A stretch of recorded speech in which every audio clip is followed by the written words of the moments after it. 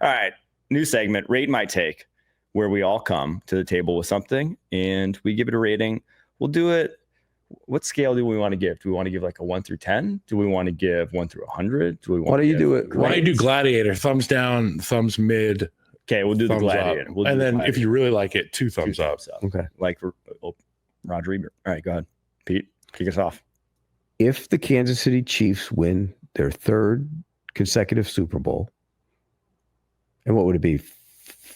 4 overall. 4 overall in 6 years. Yeah. In 6 years. Patrick Mahomes will be the GOAT. What if it's Carson Wentz that leads them like a inverse Nick Foles situation? Ooh. Then he's not the GOAT. Okay. Just making sure, because you said the Kansas City Chiefs, not Patrick Mahomes. Patrick Mahomes. Now, that was tough because Brady is just at this point has everything, right? Has the longevity, has the rings, would still have the ring advantage. But he didn't do this. But he wouldn't do 3 straight. No one's done. And he wouldn't do this. In this time frame, in this part of his career, Mahomes is so young, and 3 in a row is, one of the great achievements in the NFL history that nobody ever talks about because they were losers was the Buffalo Bills going to 4 straight. Oh. And I used to sit here and say, I don't think that will ever happen again, win or lose. Mm-hmm. Well, it might. Yeah. And if it happens, if they win this one, and it might happen again, they might win it again next year. That's how special this team is. And they're going to draft well. And they're not going to be as injured next year as they were this year. That's how special this quarterback is. That's why he would be considered the GOAT. I'm not going to go 2 thumbs up, but I will go 1 thumb up on the take-o-meter here for Rate My Take. Pete says Patrick Mahomes and the Chiefs win 3 straight, he becomes the GOAT. And I have no disagreement there. I'm not going to sit here and pound the table for it because we know what Tom Brady's been there and done. But the fact that this is uncharted territory in the National Football League, you have to give a thumbs up to Patrick.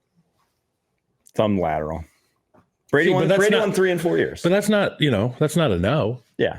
That's thumb lateral. I think he's like what years did Brady win those three? What was it? 01 through 05? Right. And he was like an appendage on those teams. He was.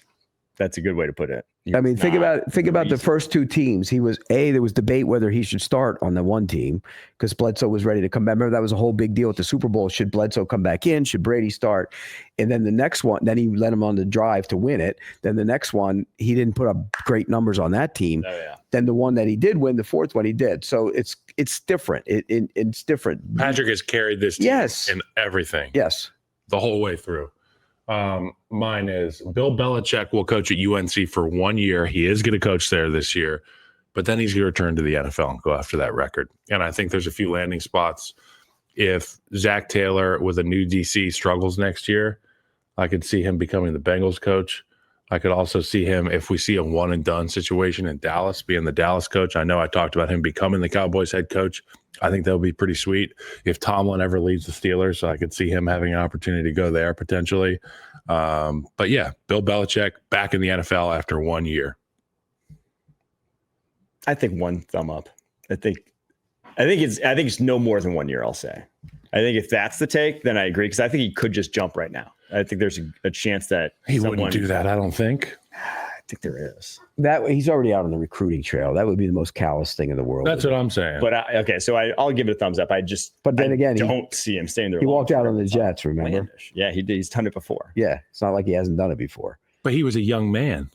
Yeah, but he took the job and then backed out of it. So it's honestly more that he's an old man right now. That should be the time. The time frame for him is like, hey, let's get it going. Buddy. I think he's enjoying this, to be honest with you.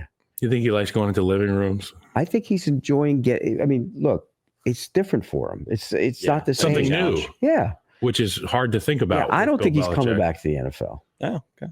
I don't. So I'm going to give you a thumbs down. What if Andy Reid wins 3 in a row and decides to walk away? I don't think he become the head coach of the Kansas City Chiefs? No. I don't think Andy Reid's walking away. That would be sick. I think Andy Reid's chasing the record. If Belichick coached Mahomes, if you're a Chiefs fan, imagine coaching Brady and Mahomes. You know, I think Andy Reid's chasing the record. Yeah. We keep talking about Belichick chasing the record. Andy Reid has a legitimate shot to get the record.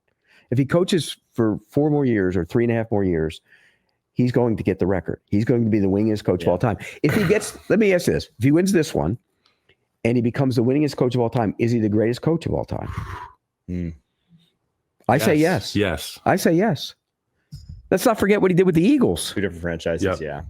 How many? And he got better. He went to one Super Bowl, and I think he went to four. It wasn't like he was the same coach, because he wasn't without his struggles in Philadelphia. No, they used to criticize management. They criticized for running the ball, not running the ball. Andy has gotten better, and he was a great coach. Andy Reid, if Andy Reid takes down Shula's record and wins another Super Bowl, he's the greatest coach of all time.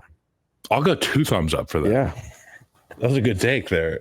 All right, my take. The Rams team building model, this was the less needed thing from earlier, will become the next trend in the NFL. And to give some what I think the Rams team building model is, basically they load up on day 3 picks.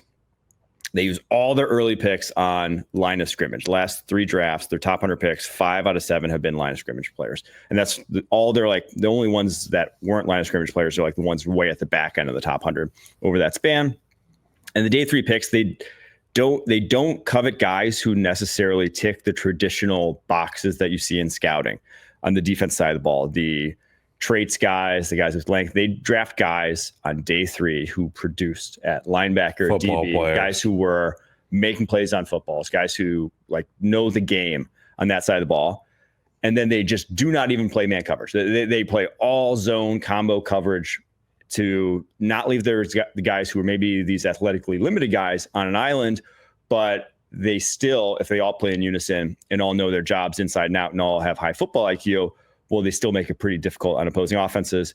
And then they spend all their money in free agency along the line of scrimmage, whether it's offensive line specifically is where they've done it. They have the highest paid offensive line in the NFL.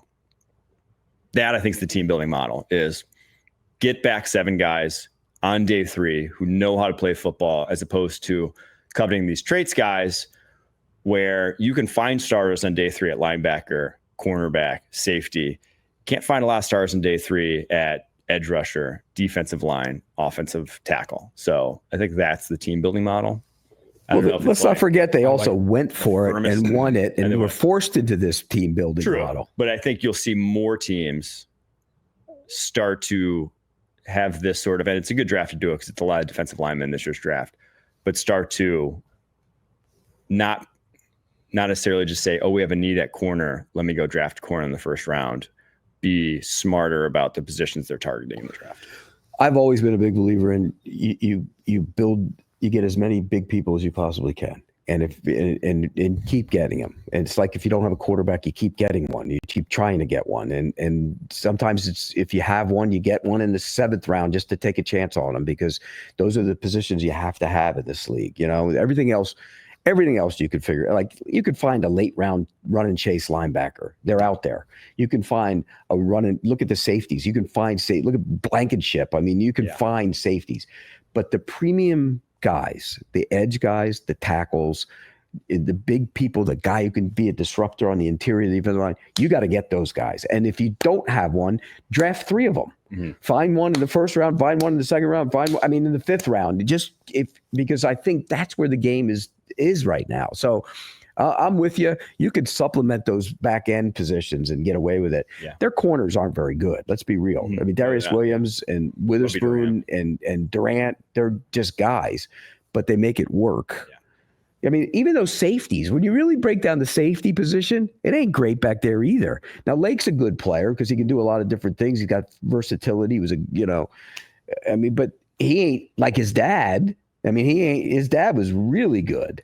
So I'm with you to that degree, but I don't know if you necessarily can do that all the time. I think they were forced to do it. So the Rams, and I love this, by the way, and it got me down the Google rabbit hole here.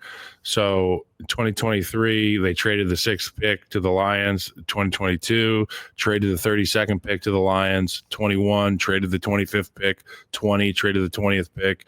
2019, traded the 31st pick. They trade out of these to load up players on these day 3 players. Well, no, they trade those for players that are proven, is the other aspect. They trade for proven players. And then they use those day 2 picks and just keep going down. And then so day 2, there's they were we'll drafting down, and then have he's 10 been guys there 15 years, 14 years, something like that in LA, with the Rams. So he was part of the move to LA. And when I was first coming into the league, I was watching my older brother play for St. Louis. And St. Louis, what did they put all their money into in the draft, or their draft capital was towards defensive linemen? It was Brockers, it was Chris, it was Robert Quinn, Aaron Donald. I mean, like you're talking about big guys that you can't really get that level of player day 3 or past. You have to load up on those guys now and find a way to get a scheme that fits the talent pool that you're going to be able to acquire. I love that. You said their offensive line has money in it. The center is a late round pick, cheap. Right. The left tackle is an unrestricted free agent, so they don't have any money in him. Havenstein they paid. Yeah. Noteboom they paid. They paid Jonah Jackson free agency, which was a dud for right. But Avia is playing now. I mean, he's cheap. It helps to have Matt Stafford. And that's well. It also helps if you draft a center and he won the job. I mean he took the job. Remember, the plan was to have Avia play center, Jonah Jackson. It didn't work out because of injuries. And then when he came back, they said no, we're going to keep him in there at center. So drafting having guys developmental offensive linemen, having them around. If you look at every team, Morgan would have been the guy that went in for the Packers. So they thought maybe he would start. He wasn't going to start. Well, you'd have him sitting there. You have to draft and develop those guys. I give you that. You have to. You can't go out and we called it an O-line farm. Right. Yes. That's the way you got to have a farm of guys, and whether you use them or you deal them, because they're going to be highly coveted players. If somebody needs an offensive lineman, they're willing to give up whatever at the like deadline or in free agency. And you have these guys on your roster, you can cash in big time. Like if I'm drafting, at the back end, if I have a couple picks in the later rounds, I'm going to take a college tackle that I know doesn't have the feet to play tackle in the NFL, and I'm going to make him a guard. And I'm going to just go in, and if he doesn't work out, then he doesn't work out. But he's going to be a big guy, physical guy. Guy can move a little bit, but he doesn't have the feet to hold up at right or left tackle. He's going to go play guard for me. Or try to, and we've seen that over the years. The best guards have all transitioned. Most of them all transitioned. He's insinuating that guard is easier than. No, that's not what I'm saying. Well, he's saying you played tackle in college. I played a little bit of both. Yeah. And I'm trying to think of Quentin Nelson's probably the most high profile guy who just never was a tackle. Yeah. In college, but but Zach Martin was a tackle. I mean, Marshall Yanda, who's one of the his up for the Hall. Year, he was tackle. He was a tackle, and he moved to tackle at certain points at the end of his career. Yeah. But I mean, it's okay if you can do it. Tooney was tackle, but Yanda would have been a really good tackle. He was a great guard. Yeah. That's all I'm saying. I think that in those guys, that's what I would. There is a mentality difference in guard and tackle. The one weird one, though. It's right on top of you right there, too. Yeah. Braden Smith for the Colts was a college guard who never played tackle. Right. And then ended up being an NFL tackle. Yeah. You never see it. No. I can't think of a single other example. No. But Becton's moved into guard and done a nice job. Yeah. And he wasn't a good tackle.